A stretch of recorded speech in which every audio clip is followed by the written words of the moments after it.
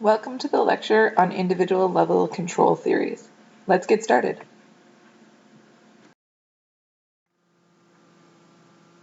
Emily Durkheim once said that, quote, "The more weakened the groups to which the individual belongs, the less he depends on them.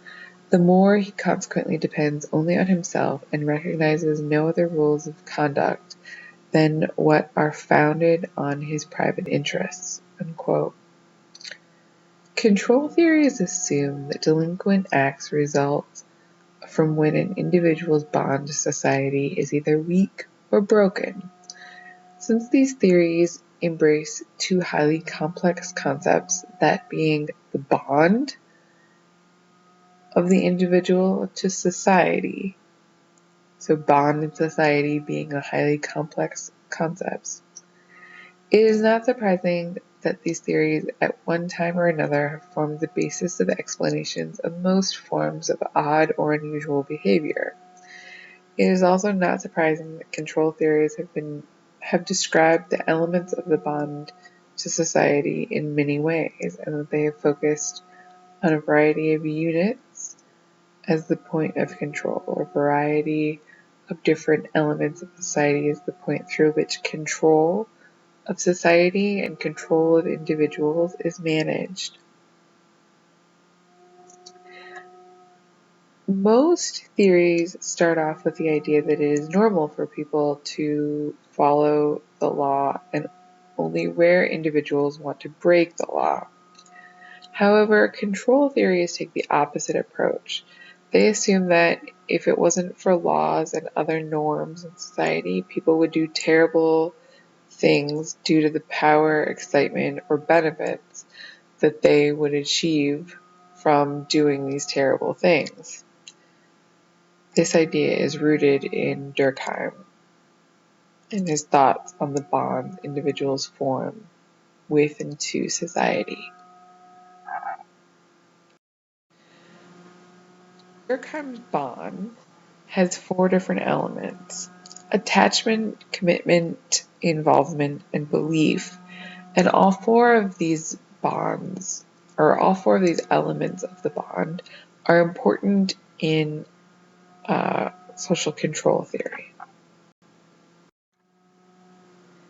Typically, in explaining attachment, sociologists have emphasized sensitivity to the opinion of others. However, sociologists have tended to suggest that individuals who are sensitive to the opinion of others thus exclude sensitivity from their explanations of deviant behavior. In explaining deviant behavior, psychologists, in contrast, have emphasized insensitivity to the opinion of others. So sociologists have emphasized sensitivity to others, the opinion of others, but have excluded it from their explanations of deviant behavior. But psychologists have emphasized insensitivity to the opinion of others.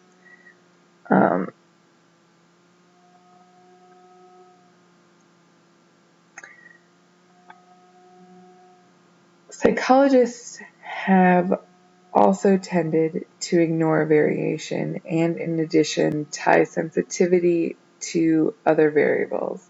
So psychologists have made it part of a syndrome or a quote-unquote type, and thus have seriously reduced its value as an explanatory concept. Consequently, psychologists explain psychopaths as characterized only in part by quote-unquote deficient detachment or affection for others. They also talk about psychopaths by such things as, quote, aggressiveness or excessive aggressiveness, lack of respect for others, and lack of superego control.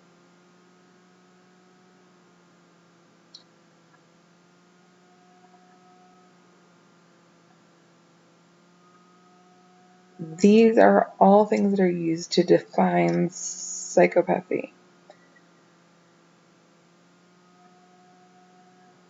In the words of one psychologist, quote, "The psychopath is, without shame or qualification, a model circular process or a model tautological process by which mental abnormality is inferred from antisocial behavior, where antisocial behavior is explained by mental abnormality." Unquote.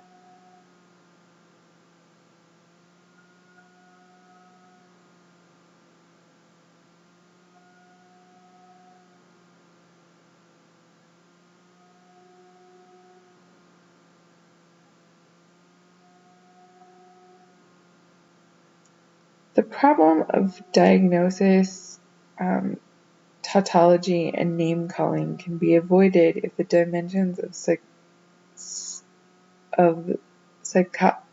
psychopathy are treated as causally and therefore problematically interrelated, rather than logical and therefore necessarily related to each other.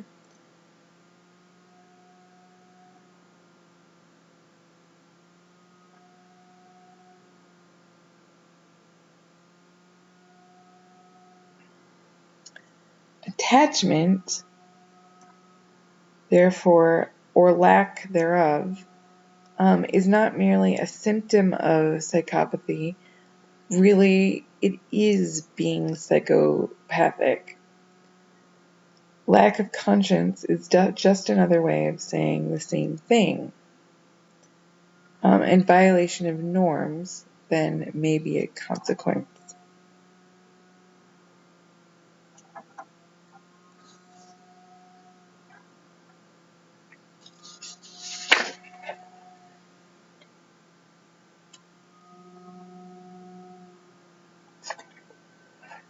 The lack of internalization of norms or having a conscience thus can lie in the attachment of the individual to others or lack thereof.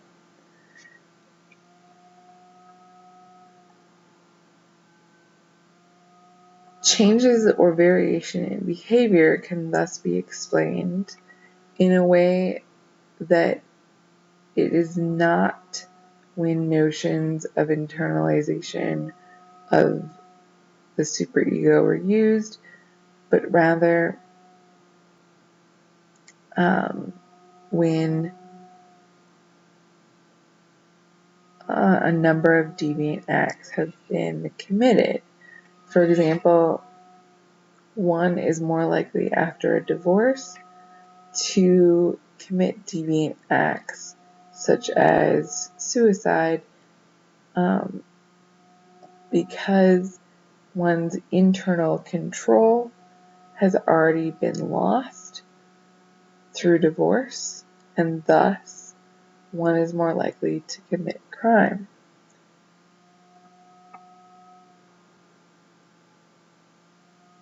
Consequently, if one remarries, one has to conclude that such things like suicide are more likely to not happen because one is less likely to commit other non-deviant acts by getting married again.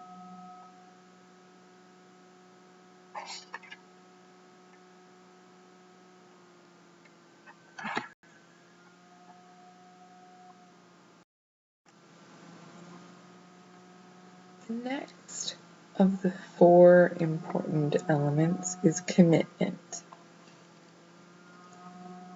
One can think about being committed to conformity. In being committed to conformity, the individual is in a position in which their decision to regard a particular line of action has consequences for their other interests and activities. They've placed themselves in a position in line with their own prior actions, and they think of this as somewhat apparent. The committed person has to be aware of their interests, and they must recognize their decision, or all of their decisions, has ramifications beyond their initial decision. So ramifications have consequences down the road.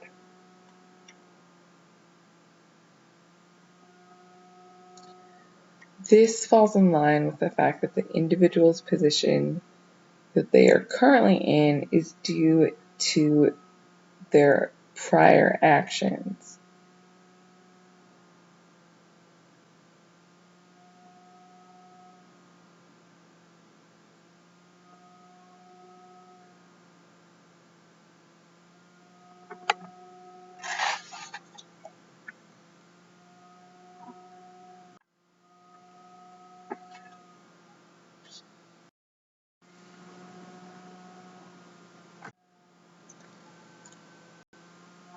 Involvement is the next element that we'll discuss. So many people think of social control and the element of involvement in social control theory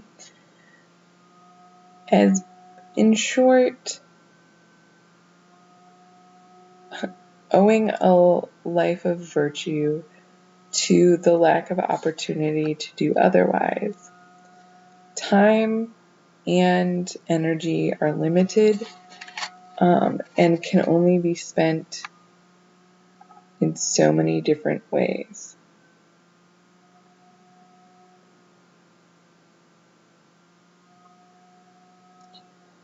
So involvement becomes part of conventional activities and control theory because the assumption is that a person may simply be too busy doing conventional things to find time to behave like a deviant. In short, a person is too busy working, waiting in line, and making other plans in order to act in a deviant manner. This is actually where many after-school programs and activities began. Adults felt that if children were so busy playing sports, doing art, interacting with their peers in positive ways, that they would be unlikely to pursue deviant behaviors. The children would be unlikely to pursue deviant behaviors, and also unlikely to drop out of school. You can think of it in terms of what conventional activities have you been likely to engage in? But a criticism of this theory would be, or this element of the theory would be to think about if you engage in any deviant behaviors alongside the conventional activities that you've engaged in.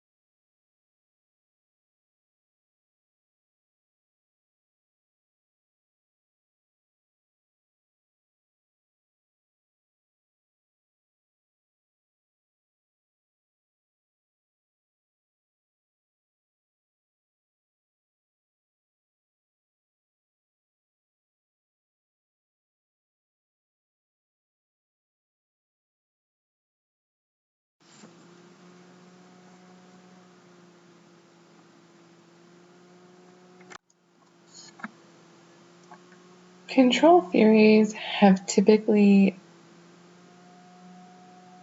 addressed belief violations or norm violations of the culture in one of two ways. First, individuals or groups can take the approach that beliefs are mere words and that breaking them does not imply a large amount of deviance or a significant, irreparable deviance from the culture.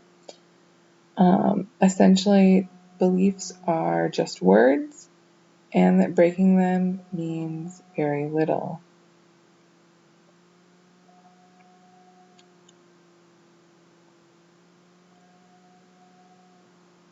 The other approach is one where deviants rationalize their behavior so they can violate the rule. However, they can simultaneously maintain their belief in the rule or the culture.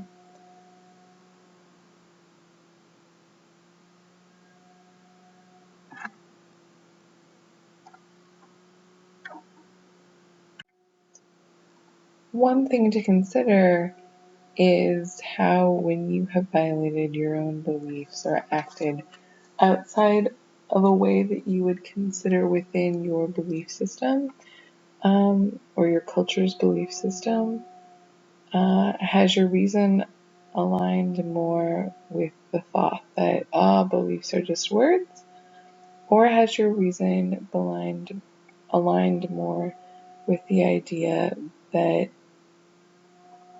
you can simultaneously violate a rule yet maintain belief in a rule that you have violated?